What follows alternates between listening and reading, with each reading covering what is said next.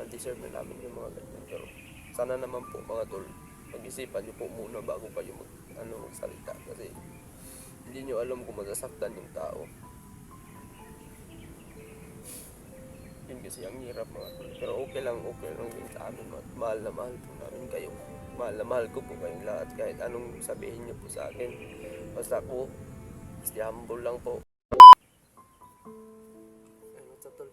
Papahinga muna kami dito mga tol. Ni Jano. Ni Jano mo kang CR muna. Kaya mga tol, may kunting ipapaliwanag lang po ako dahil nagkagulo po ngayon sa ano. Yun nga, kasi may isang paliwanag ko po sa inyo mga tol kung bakit, no? Kung bakit nangyari mga komento na nambabas na ngayon mga tol kasi yun ang sabi niya na bakit daw mga tol bakit daw namin noona yung tao na munggol, no? Kumbaga tao na abnormal, no? So, siyempre masakit na salita yan mga tol. Bakit daw inuuna namin yung tao na abnormal na hindi naman daw yung nakakatulong sa amin. Dalawa yun Junior at saka si Jansen. Kaya ipapaliwanag ko po sa inyong lahat. Patawad po kung yan po yung sinasabi ko sa amin, masasitan po kami mga tol, no? Ang sakit po sa amin na yun ang mga narinig namin at nabasa namin mga tol.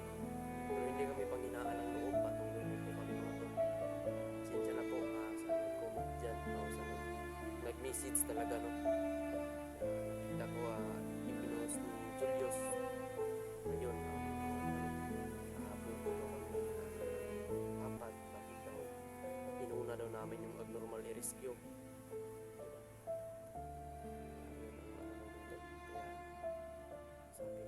Sabi ko naman din sa kanila, sa ibang kasama ko na depende sa inyo kung saan kayo tutulong, basta ako unahin ko muna yung alaga ko nasa akin yung nakatira, ako yung inaabutan nila, di ba? Kaya magsaktan ako mga tol sa kanya, pero hindi ako panghinaan ng loob mga tol. Laban pa rin ako, naiyak ko talaga ako sa sabi ba na ganyan na ubo daw kami, pero okay lang mga tol kasi kaya deserve naman talaga namin na tanggapin ng mga bawat siguro nagkamali kami, ayan.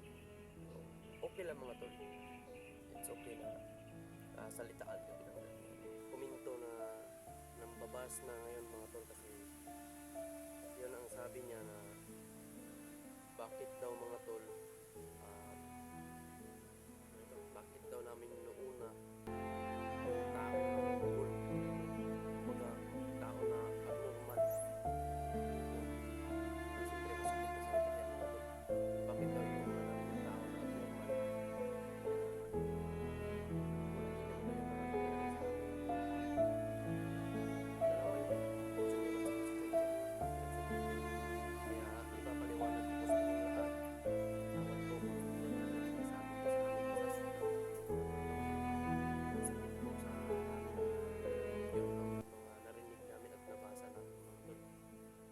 panghinaan ng loob, patuloy lang po kami mga tol.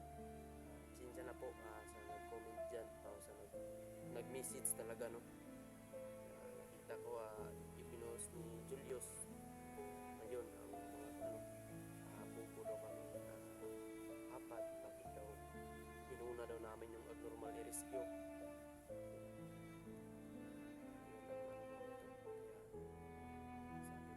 Sabi ko naman din sa kanila, sa ibang kasama ko na depende sa inyo kung saan kayo tutulong, basta ako unahin ko muna yung alaga ko nasa akin yung nakatira, ako yung inaabutan nila, di ba? Kaya magsaktan ako mga tol sa kanya, pero hindi ako panghinaan ng loob mga tol. Laban pa, naiyak ko talaga ako sa sabi ba na ganyan na ulo kami, pero okay lang mga tol kasi kaya deserve naman talaga namin na tanggapin ng mga bawat siguro nagkamali kami, kaya okay lang mga tol, it's okay na salitaan kahit may galit kayo sa akin mga tol, kahit may nagagalit dyan, bakit ganito ang nangyari. Kaya pasensya na po, mahal po namin kayo mga tol. Hindi po kami magtatanim ng galit para sa inyo. Kung ano man yung sasabihin nyo sa amin na ikakasakit namin, ikakaiyak namin ng mga hunters, hindi madali talagang maging hunters mga tol. Ano po, kumbaga ganito, nasa iyo yung sitwasyon ko ngayon mga tol. Yung sa akin, pasensya na po ate ha, hindi nyo po kasi naintindihan kung ano yung sitwasyon. Ganito, ibaliktarin natin yung sitwasyon natin. Ikaw yung nasa sitwasyon ko ngayon, ilala mo na yun ang bata na nasa iyo. Ikaw ang nagpapakain, di ba? Pinapakain mo, pinaplastar mo, na sana isinipti mo, na naging safe na sila, mapamahal ka na, kasi mga bata kawawa na mga bata tinutulungan nga namin na magbago, tinutulungan namin baguhin yung kanilang buhay. Tapos ganun, pag nawala, tinatawag yung pangalan ko na ganyan, tulong, o ako ang nagpapakain mga tol. Kaya deserve kong tulungan mga tol, kasi tao ko yun masakit kasi, sobrang sakit po ng mga sinasabi nila mga tol, pero it's okay, no? Kaya laban lang, ganyan talaga ang buhay. Yan lang po ipapaliwanag po sa inyong lahat na ito po ang nangyari. Nasasaktan po talaga ako pagtingin ko ngayon, kasi kinukontak ko sila William, may nakita akong mga tol, may nakita akong mga message, no, na may ipinost si Julius na ganyan. Kasi huwag kayo mag-alala mga tol, kasi nasasaktan din sila Julius bakit nila ipinopost yun, pero sinabihan ko na rin na kayaan na natin, at least kahit anong sabihin nila, mahalin natin sila. Yun lang mga tol, mamahalin natin, kahit anong sabihin nila mga tol, mamahalin natin sila lang. Ipapaliwanag ko lang talaga sa inyo bakit ako nandito ngayon. O siyempre, kasi ang masakit doon, kasi wala daw kaming utang na loob. Hindi naman sa ganun mga tol, hindi naman sa ganun. Kumbaga kay Kuya Buds nangyari yun mga tol, di ba? Siyempre mahal na mahal ko si Kuya Buds, kasi siya ang dating tumulong sa akin. Siyempre mahal na mahal ko yun mga tol. Kaya sa ngayon, sana maintindihan ninyo mga tol. Pasensya na po, naiyak po talaga ako sa mga pangyayari mga tol. Pasensya, sorry po sa inyong lahat. Pasensya talaga. Magagyan dyan. Parang talaga mga tol, no? Kaya ipapaliwanag ko lang po sa inyo na yun ang nangyari. Sana po maintindihan po ninyo mga tol yung mga sitwasyon namin dito sa bundok. Hindi naman kami nagsabi na wala kaming utang na loob dun sa kanila mga tol. Hindi naman kami nagsabi na Kaya ang sa amin lang, stay humble lang. At least mahal na mahal namin kayo mga tol. Hindi kami susuko. Kahit ano man yung sabihin ninyo mga tol sa amin na nasasaktan kami, walang problema yun. Mahal na mahal po rin namin kayo. Hindi na namin dinidip yung mga tol. Kahit alam namin nakapagsalita nyo kasi hindi nyo naintindihan yung sitwasyon natin. Sorry po. Sorry. Kasi critical din buhay din itong nililigtas ko. Dati sinabihan ko na yung mga kasama ko, depende sa inyo kung saan tayo tutulong. Ako, kung hindi lang sana nangyari ito, doon ako Kuya Buds na ito. Tinulungan ko sila doon. Umakyat na ako para i-rescue sila. Pero ito yung nangyari. Bigla ang pangyayari mga ito. Dasal lang, sana po kayo ate, kayong nag-message po at nag-post ni Julius, ingat po kayo palagi dyan sa trabaho ninyo. Kaya kung saan man kayo ngayon, ingat po kayo palagi. Hindi kami magtatanim ng galit po sa inyo dahil kayo yung dahilan bakit kami nandito mga tol. Wala kami sa ngayon mga tol kung hindi dahil sa inyo. Kaya hindi kami pwedeng magalit sa inyo mga tol. No, mahal na mahal ko pa yung lahat. Yung mga supporters, mga silent viewers namin dyan, pasensya na po ha.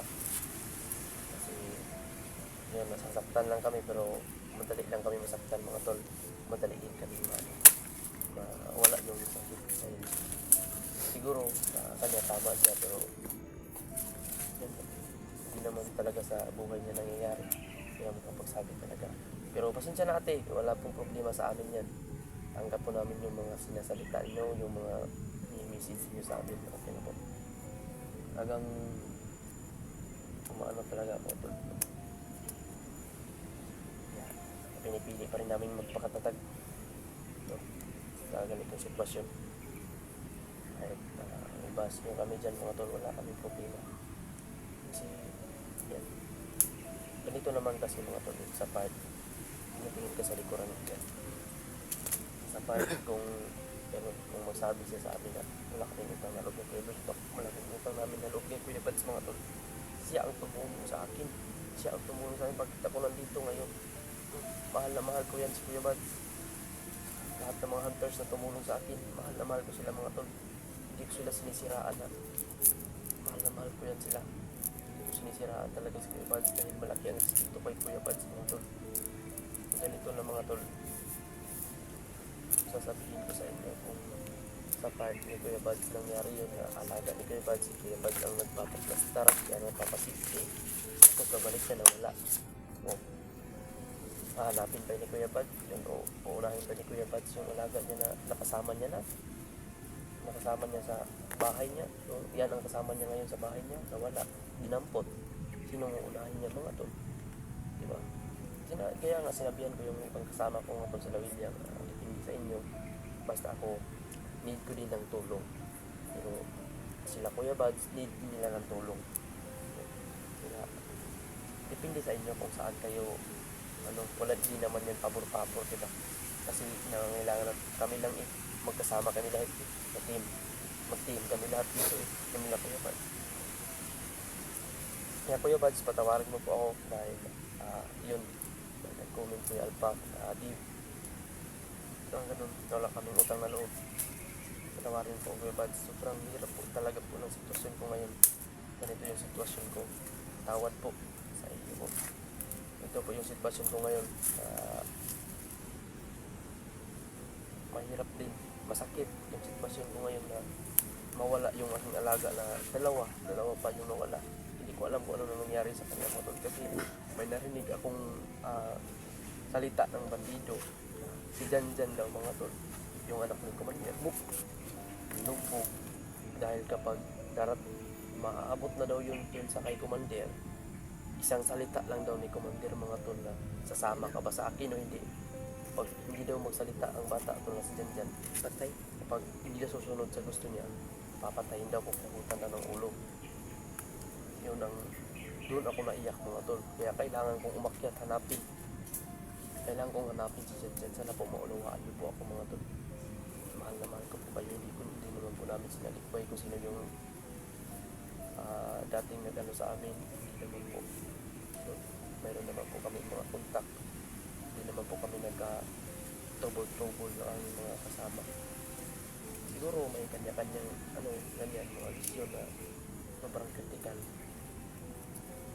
Kaya si George din mga tol na kontak ko din. Sabi ko siya, hintayin nilang kami kasi paakyat kami. Kasi may narinig daw siyang mga bata na mukhang boses ng bata doon na mukhang tumakas ba, pero hindi niya nakita mga tol. Kaya ayun, sabi ko sa kanya, nawala yung dalawang alaga ko, mga bata din. Baka dyan ibaan. Ano nangyari? Ito pala yun. Ngayon kay George, sana hindi siya makita ng Commander. Problema mga tol. Ayun, sana maintindihan niyo mga tol. Mahal ko po kayong lahat. Pagpuntaan po natin si John Adventure, lalong-lalo na po dun sa kasama. Sila William, sila Julio, sila Kuya Bads. Pagdasal po natin yung kaligtasan nila mga tol, nila Alpha. At lalong-lalo na kay George, supportahan po natin mga tol. George Adventure, si John Adventure, Kuya Bads Adventure, Alpha Goose, yan sila Dave, CG, lahat PJ, lahat ng mga kasama ko po, mga andyan mga tol, supportahan po natin. At saka ipagdasal po natin yung kaligtasan nila, yung safety nila. At lalong-lalo na rin ako mga tol, ipagdasal niyo po ako na sana po mag-success po itong mission ko po. Sana po makita ko ulit yung mga alaga ko. Si Jan Jan at saka si Junior. And thank you so much po sa inyo, mahal na mahal ko po